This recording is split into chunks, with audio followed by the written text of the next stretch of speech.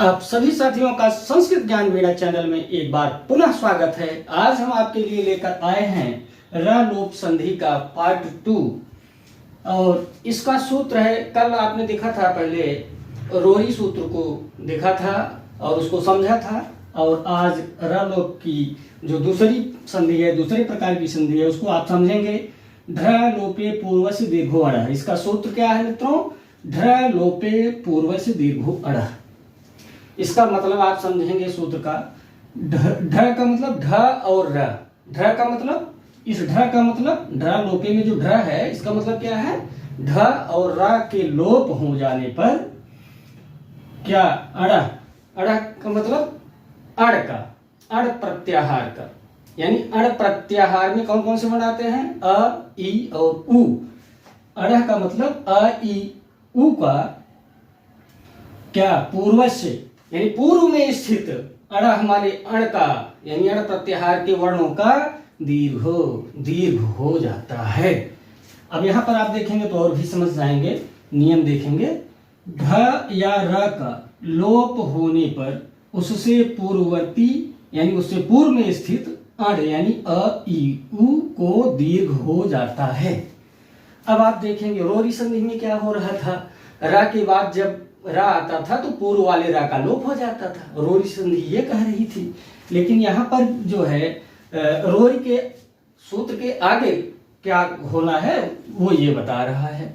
यहाँ पे आप देखेंगे उदाहरण तो और भी समझ में आ जाएगा। उदाहरण में आप देखेंगे यहाँ पर लीढ़ धन ढ।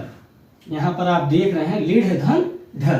तो यहाँ पर जो ढ है, यानी ढ के बाद ढ आ रहा है तो पूर्व वाली ढ का लोप हो जाएगा। क्या हो जाएगा? पूर्व वाली ढ का लोप हो जाएगा। तो क्या बनेगा? नहीं, लोप ही नहीं होगा मित्रों। लोप होने के साथ जो पूर्व में अ, ई, उ होगा वो क्या हो जाएगा? दीर्घ भी हो जाएगा। तो पूर्व वाले ढ का लोप हो गया। चूंकि ढ के बाद ढ आ रहा है तो इसलिए पूर्व वाले ढ का लोप हो गया, और ये जो ई है इसका दीर्घ हो गया। तो बन गया क्या मित्रों? लीढ़ा। क्या बना? लीढ़ा। ला पे दीर्घ की मात्रा हो गई। इसी तरह से रा के बाद रा आने पर पूर्व वाले रा का लोप हो जाएगा, और इनमें से कोई भी होगा पूर्व में तो उसका दीर्घ हो जाएगा मित्रों। तो आप देखिए यहाँ पर हरिर धन रम्य उदाहरण आपके सामने है। तो यहाँ पर हरिर का जो र है उसके बाद भी रा आ रहा है, तो ये हरिर का रा क्या हो जाएगा? इसका लोप हो जाएगा। और ये जो रा में ई है, हरि के रा में जो ई बचा है वो दीर्घ हो जाएगा। तो बनेगा क्या? हरि रम्य। इसी तरह से पुनर्धन रमते। यहाँ पर आप देख रहे हैं पुनर का जो रा है उसके बाद फिर रा आ रहा है रमते वाला। तो ये पुनर का रा जो है इसका लोप हो जाएगा। तो लोप होने के बाद क्या होगा?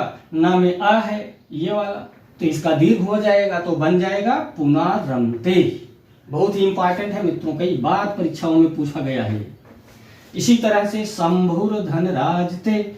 यहाँ पर शंभुर का रा और उसके बाद फिर राजते का रा आ रहा है, तो शंभुर का रा जो है इसका लोप हो जाएगा। तो शंभु राजते बचेगा। तो क्या होगा?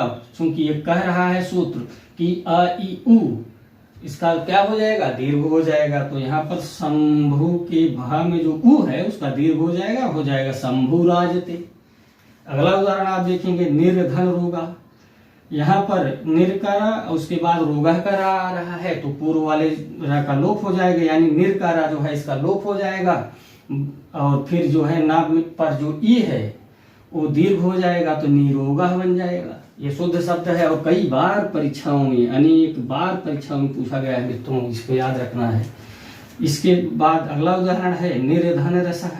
यहाँ पर मित्रों निर का जो रा है उसके बाद रसः का रा आ रहा है, तो निर का रा जो है उसका क्या हो जाएगा? लोप हो जाएगा। यानी रा के बाद रा आ रहा है तो पूर्व वाले रा का लोप हो जाएगा। तो पूर्व वाला रा कौन सा है? ये बाद वाला रसः का रा बाद वाला रा है, ये निर का रा जो है पूर्व वाला रा है, तो इसका लोप हो जाएगा। और लोप होने के साथ ही जो ना पे ई है उस ई का दीर्घ हो जाएगा, तब हो जाएगा निरोगा। इसी तरह से निर्धन रसः देखेंगे तो यहाँ पर भी सेम वैसे ही है। निर का रा जो है उसके बाद रसः का रा आ रहा है, तो पूर्व वाले रा का लोप हो जाएगा और इसका दीर्घ हो जाएगा ई का। तो नी रसा बन जाएगा। ये भी बहुत बार परीक्षाओं में पूछा गया है। अगला ये भी बहुत बार परीक्षाओं में पूछा गया है मित्रों, ध्यान देना।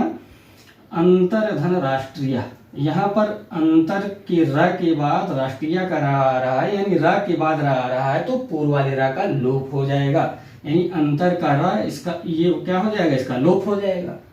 और ता में जो आ है, यहाँ देख रहे हैं कि पूर्व में क्या है, आ यू में से कोई आ रहा है तो उसका दीर्घ हो जाएगा लोप होने के साथ, यानी रा का तो लोप हो जाएगा, क्योंकि रा के बाद रा आ रहा है तो पूर्व वाले रा का लोप हो गया।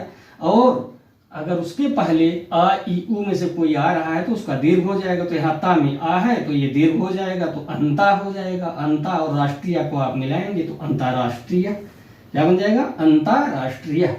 ये आपका शुद्ध है और बहुत ही इंपॉर्टेंट है, ये वेरी इंपॉर्टेंट है, बहुत बार परीक्षाओं में पूछा गया है। इस तरह से मित्रों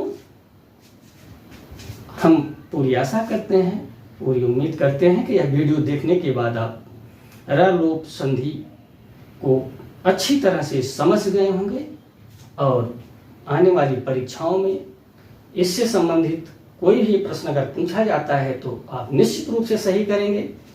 और आप सभी साथियों का पूरा वीडियो देखने के लिए बहुत बहुत धन्यवाद।